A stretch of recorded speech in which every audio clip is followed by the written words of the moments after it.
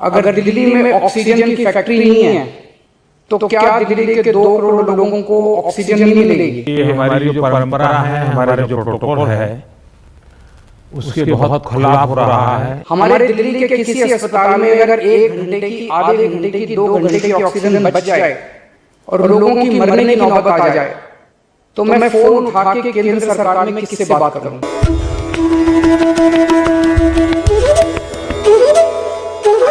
बहुत बड़ा ऑक्सीजन का क्राइसिस चल रहा है जिसमें आपकी मदद चाहिए। तो प्रधानमंत्री जी, सबसे पहले आपको धन्यवाद देता हूं कि केंद्र सरकार ने दिल्ली का ऑक्सीजन का कोटा बढ़ा दिया है। लेकिन सर, मैं आपसे हाथ जोड़ के प्रार्थना करता हूं कि इस बढ़े हुए ऑक्सीजन के कोटे को दिल्ली तक पहुंचाने में हमारी मदद करें। एक एस्टीमेट के हिसाब से दिल्ली को 700 टन ऑक्सीजन की जरूरत है। आपने हमारा कोटा 480 टन कर दिया, बहुत बहुत शुक्रिया। लेकिन पिछले 24 घंटों में इस बढ़ाए हुए 480 टन में से भी केवल 350 टन ऑक्सीजन दिल्ली पहुंच पाई है।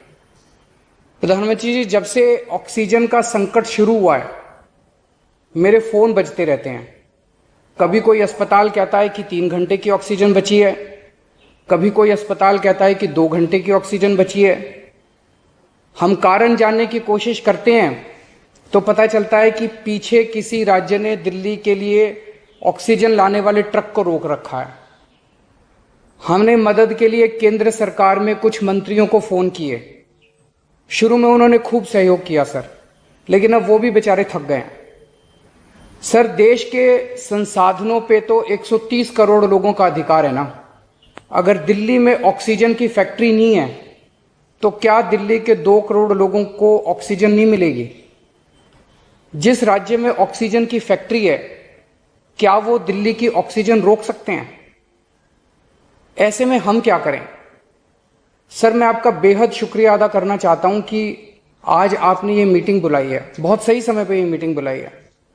पर सर, मैं आज ये जानना चाहता हूं कि अगर आज या कल या किसी भी टाइम हमारे दिल्ली के किसी अस्पताल में अगर 1 घंटे की, आधे घंटे की, 2 घंटे की ऑक्सीजन बच जाए और लोगों की मरने की नौबत आ जाए तो मैं फोन उठा के केंद्र सरकार में किससे बात करूं? सर, मैं ये जानना चाहता हूं कि अगर कोई राज्य दिल्ली के कोटे की ऑक्सीजन का ट्रक रोक ले तो मैं फोन उठा के किससे बात करूं? हालत काफी ज्यादा गंभीर हो चुके हैं सर। हम अपने लोगों को मरने के लिए तो नहीं छोड़ सकते। हमें लोगों को यह विश्वास दिलाना पड़ेगा कि एक एक जिंदगी हमारे सबके लिए कीमती है।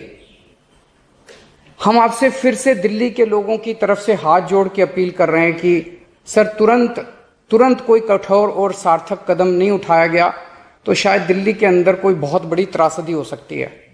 मैं आपसे मार्गदर्शन चाहता हूं सर।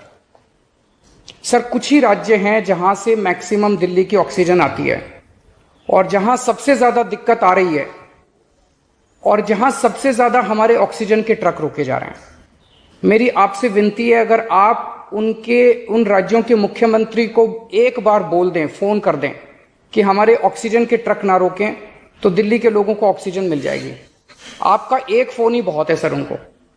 दिल्ली के 2 करोड़ लोगों की तरफ से मैं आज आपसे हाथ जोड़ के विनती कर रहा हूं कि सर, आप हमारी मदद कर सकते हैं। आप कृपया हमारी मदद कीजिए और अस्पताल में लोगों को ताकि ऑक्सीजन मिल जाए।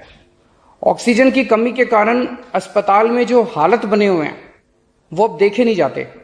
लोग बहुत ज्यादा तकलीफ में हैं सर। पूरी रात हम सो नहीं पाते, नींद नहीं आती। इनका मुख्यमंत्री होते हुए भी मैं कुछ नहीं कर पा रहा। डर लगता है कि ऑक्सीजन की कमी से कहीं कोई बड़ा हादसा ना हो जाए। ईश्वर ना करे अगर ऑक्सीजन ना मिलने से कुछ अनहोनी हो गई तो हम सब कभी अपने आप को माफ नहीं कर पाएंगे। प्रधानमंत्री जी, कोरोना से देश को बचाने के लिए एक नेशनल प्लान बनना चाहिए। इस नेशनल प्लान के अंतर्गत देश के सभी ऑक्सीजन प्लांट्स को तुरंत आर्मी के जरिए केंद्र सरकार टेक ओवर करे। ऑक्सीजन प्लांट से निकलने वाले हर ट्रक के साथ एक आर्मी का एस्कॉर्ट व्हीकल रहेगा तो कोई उस ट्रक को फिर आगे रोक नहीं पाएगा। सर, दिल्ली का जो ऑक्सीजन का कोटा आपने बढ़ाया, हम उसके बड़े शुक्रगुजार हैं।